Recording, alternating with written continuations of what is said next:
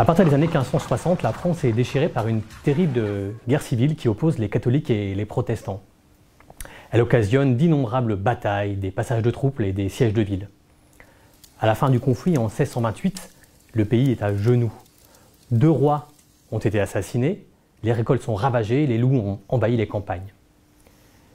Les guerres ont fait des dizaines de milliers de morts et traumatisé les consciences. Les 10 000 âmes envolées lors du massacre de la Saint-Barthélemy en août 1572 ne cessent de hanter les Français.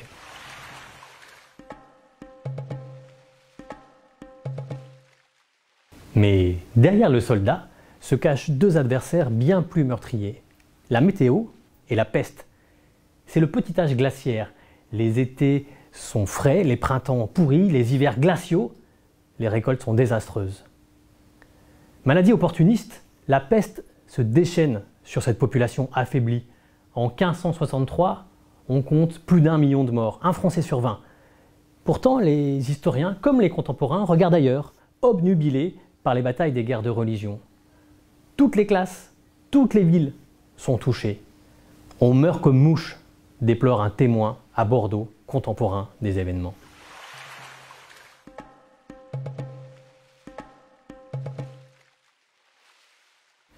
Face à l'épidémie, la médecine est impuissante.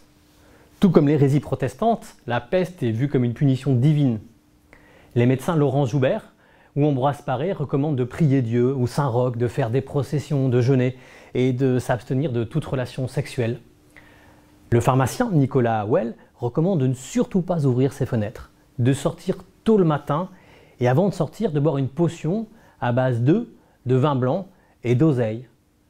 On recommande encore la racine de zédoar ou la racine de campane.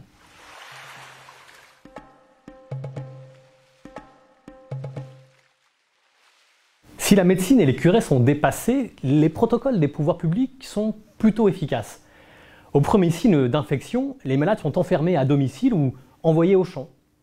On nettoie les villes que les riches fuient pour se mettre au vert.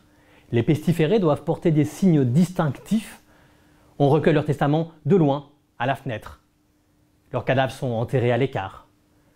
Pour circuler, il faut se munir d'une attestation papier qui stipule qu'on est en bonne santé, où l'on va et d'où l'on vient.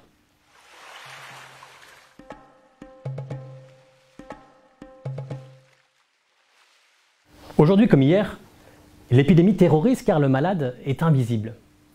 Ce n'est pas un hasard si la première occurrence du mot « terreur » en français date de 1354, avec l'irruption de la Grande Peste en Occident. Avec le Covid, comme le terrorisme ou la guerre civile, le danger est partout. Invisible à l'œil nu, il est porté par la sœur, le commerçant, le confrère. Hier, anodin et sain, désormais infecté et suspect. Aujourd'hui comme hier, l'épidémie est un défi à la cohésion sociale. Elle invite à s'arrêter et à repenser le monde que nous avons en commun.